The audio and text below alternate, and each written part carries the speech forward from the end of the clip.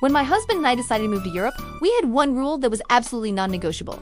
The dog comes with us. Sounds simple, right? Well, let me tell you, it wasn't.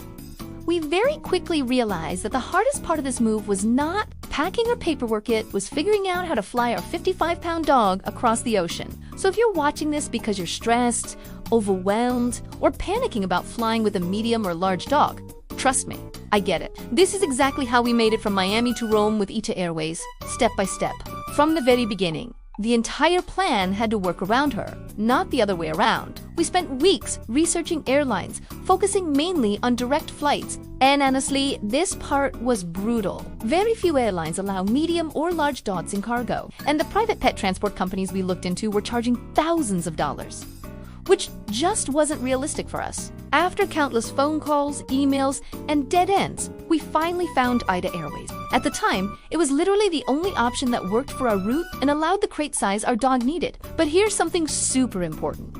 Not all ITA planes are the same. We had to call the airline multiple times to confirm their pet and hold policies, weight limits, crate dimensions, and that our specific flight would actually accept our dog. We eventually learned that the only aircraft that could take her flew on Sundays only. Once we confirmed that, we booked our tickets and then immediately called back to reserve her cargo spot because ITA only allows 3 animals per flight. Next came the paperwork, which honestly deserves its own video. We made sure she had an ISO-compliant microchip, a rabies vaccine with the correct timing, and a USDA official health certificate. Finding a USDA-accredited vet took some effort, and we booked the appointment 1 week before departure. The health certificate arrived 1 day before the flight, which was stressful, to say the least. We also bought an IATA-approved crate-sized for a 55-pound dog. Ours was the Sport Pet Designs XL, and I actually found it cheaper at Walmart than on Amazon. And please, start crate training early.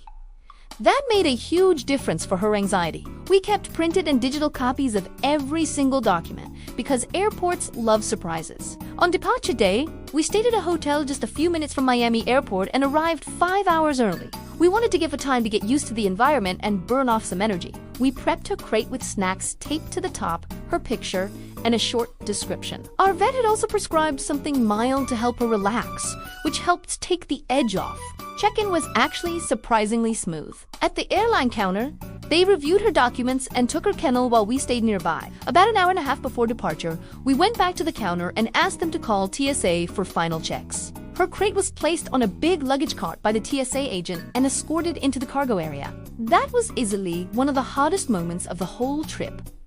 Once we were on board, I became that passenger. I asked multiple flight attendants to confirm that our dog was on board and that the air conditioning in cargo was on. It was incredibly hot, and my anxiety was through the roof. Landing in Rome was honestly the second most stressful moment of the entire journey. We went to the baggage claim area where we requested an attendant bring her out. Thankfully, we got her almost immediately. But then came an unexpected challenge, finding someone who could cut the zip ties on her crate. Luckily, another attendant was able to assist. One thing that really surprised me is that at no point did anyone ask us for her health certificate or paperwork upon arrival. And then, she was free, safe, sound, exhausted, a little anxious, but okay.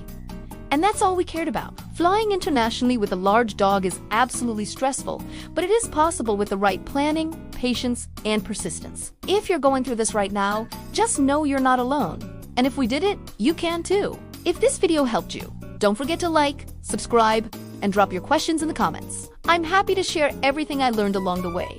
Thanks for watching.